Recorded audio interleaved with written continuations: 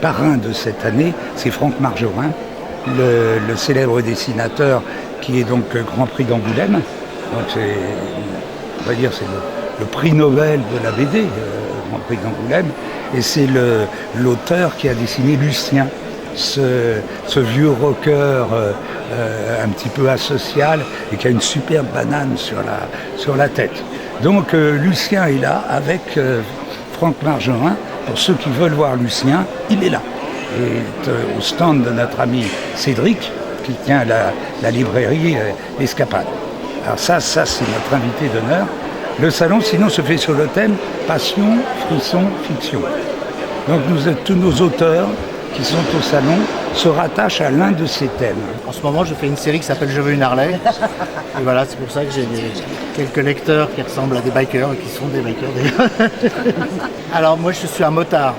La nuance, c'est que je n'ai pas d'Harley. Je ne devrais pas leur dire, mais c'est le scénariste qui roule en Harley et qui raconte sa vie. Moi, je dessine seulement. J'adore la moto, toutes les motos, de toute façon, et les Harley, bien sûr. Alors j'ai un personnage qui s'appelle Lucien, qui a une banane, qui est un petit peu connu maintenant, parce que je l'ai créé en 79, ça commence à faire un bail. Et puis cette série, là, depuis 6 ans, avec Marc Quadrado, qui marche bien, et on rigole bien. Moi, je suis très content d'être là, et de rencontrer des gens sympathiques, voilà, comme toujours. À l'ESA de Saint-Pé, nous proposons une prestation, pour le moment beaucoup à destination des médiathèques, mais nous souhaitons que le grand public soit au courant que nous pouvons couvrir leurs livres, donc soit des livres de collection, des livres neufs, des livres anciens, mais aussi les livres scolaires, parce que tout le monde sait qu'à la rentrée c'est compliqué de couvrir le livre, et nos ouvriers sont là pour pouvoir couvrir ces livres de façon professionnelle, où c'est une couverture plastifiée, donc ça dure des années.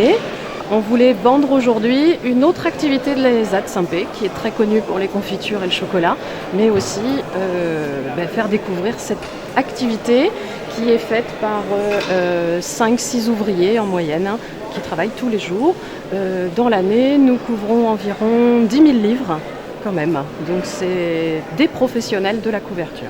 Je dépanne cette année l'association Livres sans frontières que j'ai adhéré assez récemment au niveau de tout ce que j'ai en bibliothèque de manga, parce que c'est moi qui ai apporté la suggestion d'élargir un petit peu plutôt qu'avoir uniquement des romans plus classiques.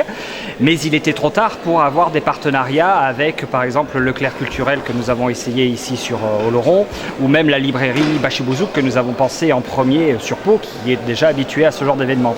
Mais pour eux les dates ne correspondaient pas. Donc du coup, dépannage, et j'ai amené, puisque j'ai une bibliothèque personnelle qui avoisine à peu près les 700 tomes de manga, les premiers tomes de la plupart de mes collections pour que les gens puissent les feuilleter et après découvrir. En ce qui nous concerne, donc, notre association qui est basée à La Réunion existe depuis une quinzaine d'années. Et nous, nos objectifs, c'était d'abord des objectifs humanitaires. Nous collectons et nous envoyons du matériel, des livres bien sûr, des manuels scolaires, du matériel médicalisé à destination de Djibouti. Et nous en sommes à notre 10e opération en 15 ans. Et parallèlement, il y a une maison d'édition, Livres sans frontières à La Réunion, qui donc publie des ouvrages. Et j'en assure la diffusion en tant que bénévole de l'association. Et les droits de diffusion nous permettent de financer les opérations à destination de Djibouti.